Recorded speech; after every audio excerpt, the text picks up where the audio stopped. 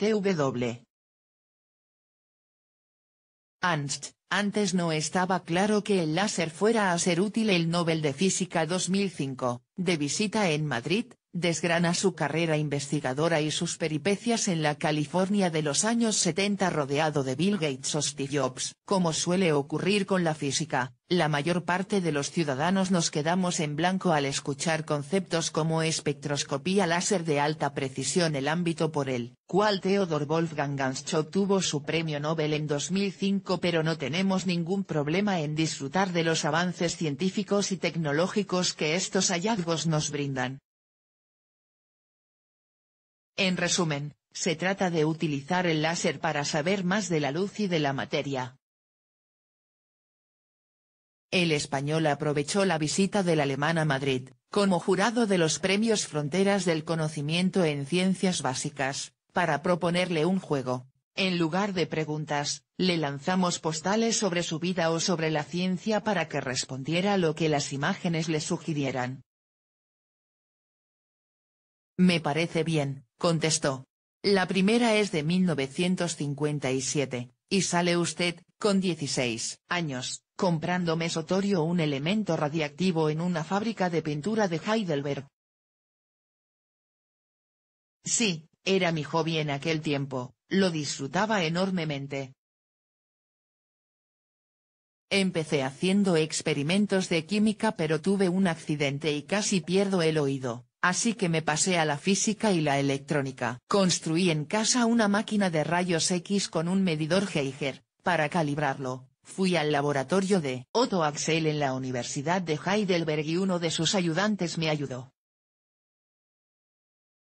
Miré a mi alrededor y me di cuenta de que tenían mucho mejores juguetes de los que yo tenía en casa. Así, empecé a querer convertirme en físico nuclear, que era lo glamuroso en aquella época. Sobre el mesotorio, había una empresa que hacía pintura con estos tintes y en aquella época no había tanta preocupación, así que le vendieron a un adolescente una cantidad increíble de material radioactivo. 1964. Su visión, por primera vez, de un láser de helio-neón en funcionamiento. El láser había sido inventado unos años antes. En el Instituto de Física Aplicada de Heidelberg había un láser que había construido Peter Toschek, porque en aquella época no podías comprarlo, tenías que hacerlo. Era precioso, mostraba ese patrón moteado, era cautivador y me animó a dejar la física nuclear y centrarme en los láseres para ver qué se podía hacer con ellos. En aquellos días no estaba claro si los láseres servirían para algo. Había algunas aplicaciones, por ejemplo el patrón moteado que podía usarse para diagnósticos del ojo, para ver si tenías miopía. Hoy, por supuesto, tienen aplicaciones en todas las ramas de la ciencia y la tecnología, incluso las tetinas de los biberones son agujereadas con láser. Un salto en el tiempo y este titular de periódico de 1999, físicos de Harvard reducen la velocidad de la luz a 60 km por hora. No es un trabajo nuestro, pero es algo que capturaba la imaginación de la gente porque es posible ralentizar mucho la luz. Y se relaciona con mi trabajo porque, haciendo la tesis en Heidelberg, desarrollé una teoría para explicar fenómenos que estábamos detectando en los láseres de neón helio. Una de ellas era la posibilidad de crear luz lenta. En aquel momento no había posibilidad de hacer láseres ajustables, pero hoy en día sí, incluso puedes detener la luz del todo. Volvamos a 1970, en Stanford. El sabor de un láser comestible.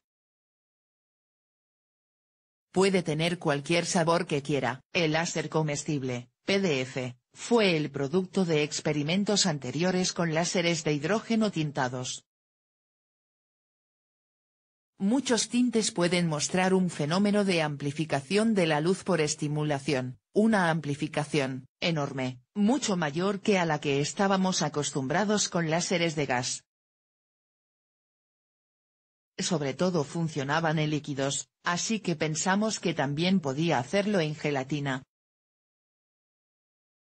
Primero lo intentamos con hielo del supermercado, en varios colores y sabores, pero luego escogimos un tinte que sabíamos que funcionaba, creo que fluorescencia de sodio, y lo introdujimos en gelatina transparente. Podías hacer un láser así y luego cortar la gelatina con un cuchillo y todavía era comestible. La concentración de fluorescencia era baja, por tanto no era tóxica, lo catalogamos como comestible pero no nos lo comimos. Lo fascinante de aquello es esa mentalidad tan creativa, de prueba y error, que había entonces. Era como un juego. No teníamos otra cosa en la mente que no fuera divertirnos, pero a partir de eso trabajamos en estudios que decían que, si todo aquello funcionaba, podíamos describir lo que se conoce como retícula de difracción. Fue la primera demostración de láseres de realimentación distribuida, que son los que están hoy día en los semiconductores, la forma más común de láser usada en telecomunicaciones. Otra postal de esa época. La imagen de Bill Gates vendiendo tarjetas perforadas en el club de informática de Stanford o de Steve Jobs como compañero en sus clases de electricidad y magnetismo. Sí, era el embrión de la era de los ordenadores. Aún no sabíamos dónde acabaríamos todos. Había cientos de emprendedores de distintas compañías. No estaba claro que los microprocesadores fueran a ser útiles, y creo que Jobs fue uno de los primeros en tener esa visión de que todo el mundo los usaría. Recuerdo que las primeras aplicaciones que salieron en esa época fueron las hojas de cálculo o los procesadores de texto. 1986. El olor a nuevo del Instituto Max Planck de Física Óptica, que inauguró y donde pasaría la mayor parte de su carrera científica. Cuando empezamos estaba vacío, tuvimos que construir un nuevo laboratorio, tuvimos suerte de atraer a algunos buenos estudiantes para empezar a publicar.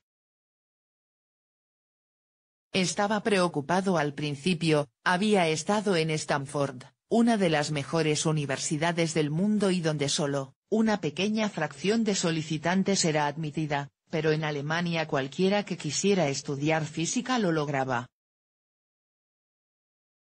¿Conseguiríamos estudiantes de la misma calidad y calibre?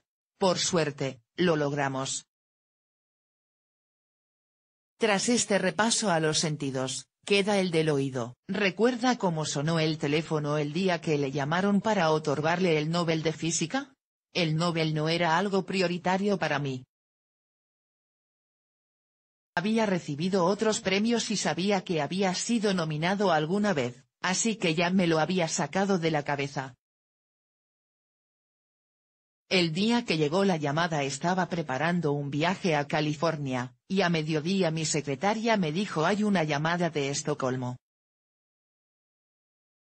Era Gunnar Åkvist, el secretario de la Academia Sueca, quien me dio las noticias. Hablaba con un acento sueco muy cerrado y pensé no puede ser una broma, quizá es cierto. No había acabado de enterarme de que había recibido el premio cuando el teléfono empezó a sonar de nuevo, agencias de noticias, reporteros, equipos de televisión. En Alemania fue un gran evento porque hacía muchos años que un científico no ganaba el Nobel. ¿Cuántos años? Creo que 10.